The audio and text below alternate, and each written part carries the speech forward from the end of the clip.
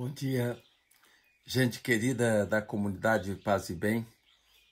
Estamos hoje aqui nesta terça-feira, dia 22 de outubro de 2024, para apresentar o programa Paisagens de número 66, cujo tema vai ser Cuidar até o fim, em defesa dos cuidados paliativos. Quero, então, falar um pouco sobre a obra de uma autora que considero muito singular, importante. Trata-se de Ana Cláudia Quintana Arantes, médica formada pela USP, com pós-graduação em psicologia e especialização em cuidados paliativos, que é a área onde ela atua como docente em prática e ensino em cuidados paliativos na Associação Casa do Cuidar, que ela também é uma das responsáveis. Ela, hoje no Brasil, é uma das profissionais de saúde mais competentes para lidar com esse tema tão complexo dos cuidados paliativos, né? Sua proposta de trabalho é simplesmente encantadora, a de cuidar dos enfermos até seus dias finais. É como se fosse alguém que estivesse doulando a morte, sempre com o intuito de levar a viver a morte como experiência de paz. Tão importante essa questão aí, nós que estamos trabalhando esse tema do morrer já há alguns programas, né? Viver a morte como experiência de paz. Ela é autora de outros livros conhecidos, porque eu vou falar aqui de um livro de 2024, e ela tinha lançado antes um livro chamado A Morte é um Dia que Vale a Pena Viver, publicado pela editora Sextante em 2019. Depois, publicou outro livro chamado Histórias Lindas de Morrer, da mesma editora, em 2020. E hoje, então, eu quero me concentrar aqui no seu mais recente livro, Cuidar até o Fim, que deu o título ao programa. Publicado também pela editora Sextante, do Rio de Janeiro, em 2024. E vou me concentrar aqui nos capítulos 9 e 10 do livro, que abordam sucessivamente as questões como é morrer e futilidades. No capítulo 9, ela trata a singular questão do que ela chama de dissolução dos elementos que ocorrem no processo do morrer. O primeiro elemento que se dissolve, segundo Ana, é a terra, o corpo. Ela sublinha: o paciente pode pesar até 30 quilos, mas quando vivencia esse momento da dissolução da terra, ele terá a sensação de que carrega 5 toneladas. É como se o corpo fundisse com a terra, com o mundo, e imobilizá-lo fosse tão pesado quanto empurrar o planeta. é um tempo de muita fraqueza.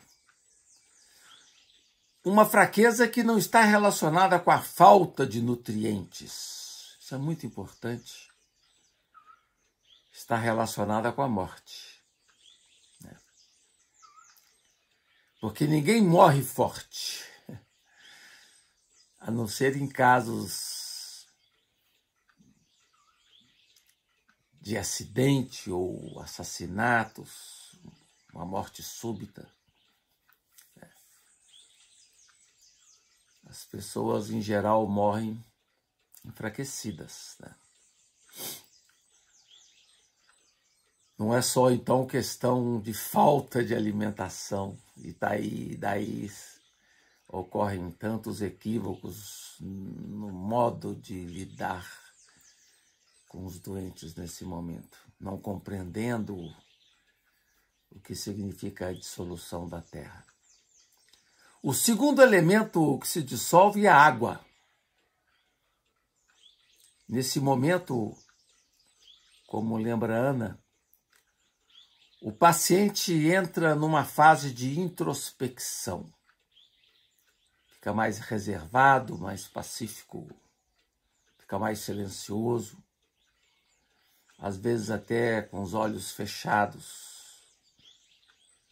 É o momento em que o paciente entra num mergulho interior. É como se estivesse buscando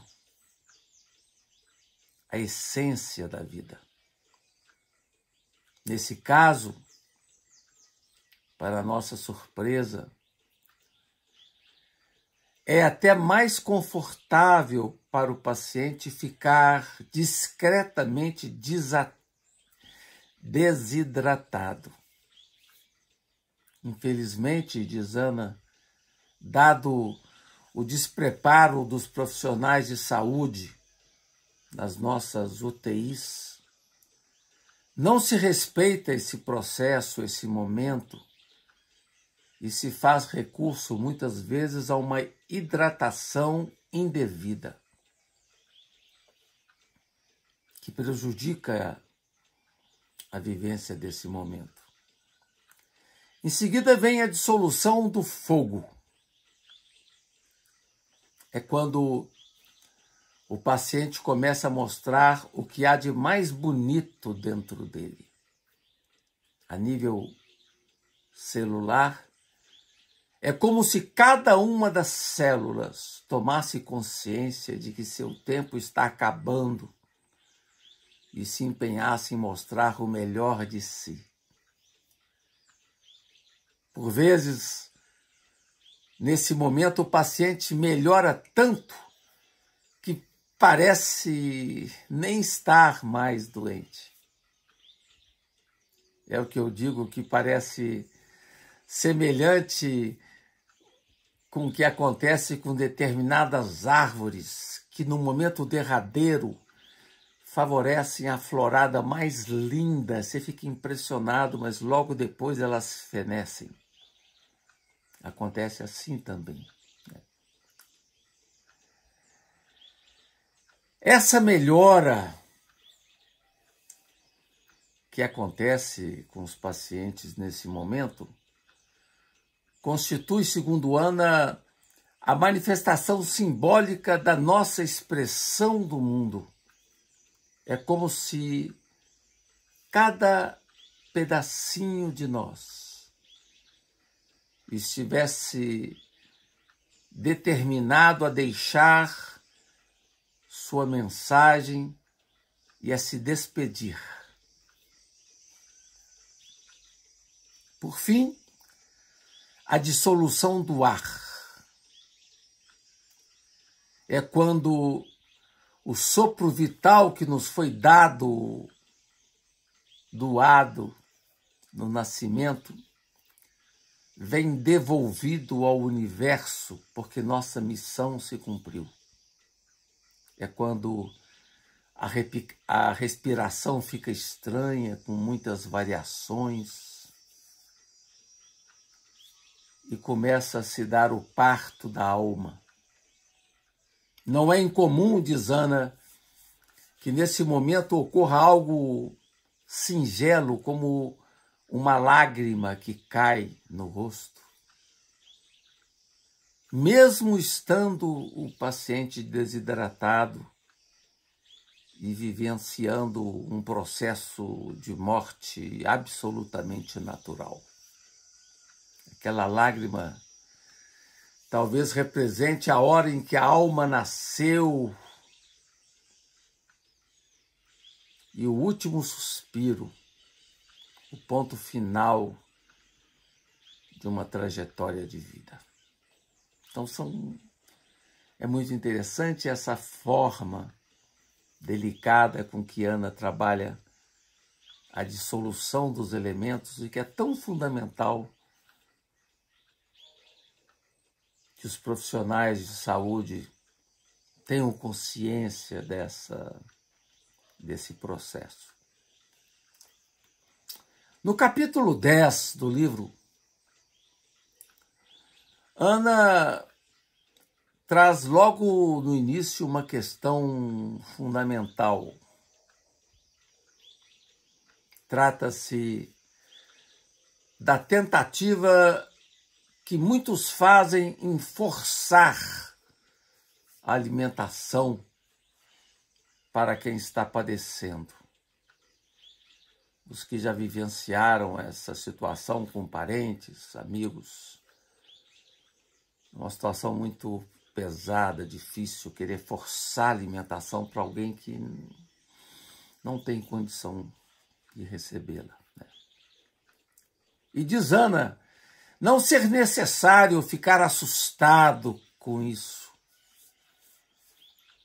pois a alimentação não adiciona nenhuma regeneração ao corpo que está adoecido.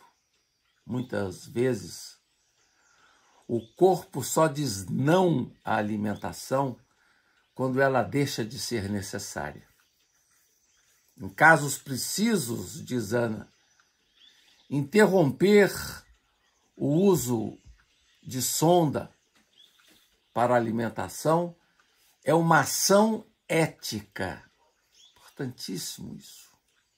Interromper o uso da sonda para alimentação é uma ação ética e que corresponde ao desejo do paciente. E essa autonomia do paciente merece o devido respeito. Ana reage também a determinadas situações onde os familiares querem manter o controle do caso, questionando inclusive a utilização de certos medicamentos paliativos. Essas interferências de familiares são muito nocivas, problemáticas, né? Essa resistência que a gente percebe em casos concretos, né? Mesmo de pacientes que têm a idade avançada e que, por determinadas razões, têm dificuldade de dormir, e familiares resistem aos medicamentos que facilitam o sono, com receio de causar dependência. Imagina um paciente com 100 anos manter preocupações absolutamente dispensatórias nesse momento. Por exemplo, a utilização, essa visão que determinados familiares têm, que a situação do paciente se deve ao fato de estar tomando determinados medicamentos, como a morfina ou outros medicamentos, e tendem a considerar que é em razão disso que o paciente vive aquela situação de desconforto. E Ana, na contramão dessa visão, diz com acerto, diz ela, sabemos que a causa da morte foi a doença. A morfina apenas tornou o processo menos doloroso. e acrescenta algo fundamental. Apenas 90% das dores humanas físicas se resolvem com medicamentos. 90%. E argumenta: a morte é a nossa maior experiência de decisão sobre renunciar ao controle. É sábio, em primeiro lugar, encontrar um profissional, um geriatra, ou um profissional de cuidados paliativos nos casos necessários, que tenha competência, que tenha sensibilidade e que os familiares possam entregar o controle a eles, deixando claro para quem cuida qual é o nosso limite. Saber qual o nosso limite.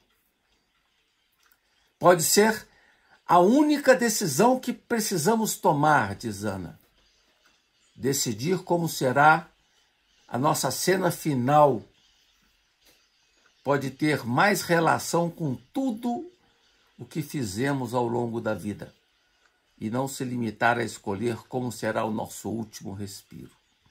A grande questão para nós, que nos interessamos por tema assim tão fundamental, é a visão dominante da medicina a favor da distanásia, ou seja, distanásia. Todo procedimento de intervenção diagnóstica e terapêutica que promove o prolongamento ou o aprofundamento da experiência do sofrimento. Essa é o grande problema da distanásia. É algo que, sinceramente, diz Ana, ninguém deveria experimentar. Trata-se, em verdade, do uso obsessivo de recursos, resultando no aumento do sofrimento do paciente. São diversos procedimentos que ocorrem que, na prática, são inúteis e desnecessários.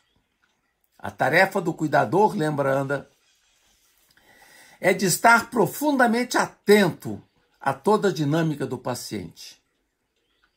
Quem está cuidando de uma pessoa em seu tempo final sempre deve estar atento ao sofrimento causado pelos tratamentos inúteis e se preparar para fazer perguntas difíceis à equipe médica, como, por exemplo, de que serve colocar meu pai na UTI? Ele vai voltar à vida se for para a UTI? E outras questões similares. Não é incomum encontrar profissionais de saúde que, nesses casos, falam em milagres. E Ana volta ao seu argumento fundamental, que se baseia na tese dos cuidados paliativos. Diz ela, a meu ver, desaconselhar ou até suspender tratamentos fúteis que só prolongam o sofrimento de um ser humano é uma conduta profundamente ética e compassiva. Sem dúvida, diz ela, estou profundamente de acordo. Com sua ênfase na defesa dos cuidados paliativos, Ana se contrapõe àqueles que defendem a eutanásia. Ela distingue cuidados paliativos da eutanásia. A eutanásia, diz Ana, é a eliminação do sofredor, enquanto o cuidado paliativo é o alívio do sofrimento. A autora justifica a sua opção entre o alívio e a eliminação. Ela prefere ficar com alívio. Não que ela seja contra a eutanásia, ela é bem clara com respeito a isso. Ela não se diz nem contra nem a favor e argumenta: não cabe a mim dizer a um paciente que deseja a eutanásia que isto é um absurdo, porque não sei o fardo que o paciente carrega. Ela sublinha, porém, que não faz eutanásia e que mesmo que a eutanásia fosse liberada no Brasil, ela diz que não faria provavelmente. E argumenta que a sociedade brasileira não tem ainda a maturidade humana para discutir um tema tão complexo. Para ela, o debate mais honesto envolvendo a temática da eutanásia só poderia ocorrer quando pelo menos 90% dos brasileiros pudessem ter acesso aos cuidados paliativos. E, na verdade, o que ocorre hoje no Brasil é que apenas 0,3% dos pacientes têm acesso aos cuidados paliativos. E há também outra questão no Brasil, que é o despreparo dos profissionais de saúde em lidar com a questão dos cuidados paliativos. É duro ouvir isso, Diana, que apenas 0,3% da população que precisa de alívio do seu sofrimento recebe algum tipo de cuidado paliativo, o que significa, na prática, que a maioria dos pacientes terão que lidar com as dores da distanásia. Eu concordo com Ana em sua defesa da ortotanásia, que se traduz pelo respeito ao tempo da morte, ou seja, o trabalho efetivo para que os pacientes possam receber todos os cuidados para aguardar esse tempo com a serenidade possível, sem dor, sem incômodos. Ana fala também da presença em nosso país da mistanásia, ou seja, a total ausência de cuidados no tratamento das doenças terminais. São situações dolorosas onde os pacientes não têm acesso a diagnóstico, a tratamento, muitas vezes sequer obtêm uma consulta ou um exame para avaliar a gravidade da sua doença. E ela cita casos de médicos que simplesmente decretam a irreversibilidade da doença e tiram o time de campo, recorrendo a desculpas diversificadas, como, por exemplo, a dificuldade de agenda. E casos também muito dolorosos que ocorrem no Brasil, que é a ausência de médicos para lidar com casos de doentes crônicos. Os médicos evitam cuidar de doentes crônicos, né? E essa carência é dolorosa. Segundo Ana, simbolicamente, a morte de um ser humano pode acontecer quando ele perde a capacidade de estar presente na própria vida e se torna um zumbi existencial. É duro observar o dado levantado por Ana com respeito à taxa de suicídio entre os idosos, que se torna mais elevada entre aqueles que estão na faixa dos 80 anos. São questões difíceis, que merecem uma reflexão mais apropriada e mais aprofundada. Então é muito interessante essa defesa que a Ana faz dos cuidados paliativos ou da ortotanásia, que eu também concordo, mas que infelizmente no Brasil, em razão de uma grande variável de causas, o que ainda predomina e prevalece para a nossa grande preocupação, ou é a distanásia, ou então a mistanásia. Queria agradecer a todos aqui pela presença, e em particular ao Felipe Albani pelo apoio técnico. E a gente retorna na próxima semana. Paz e bem.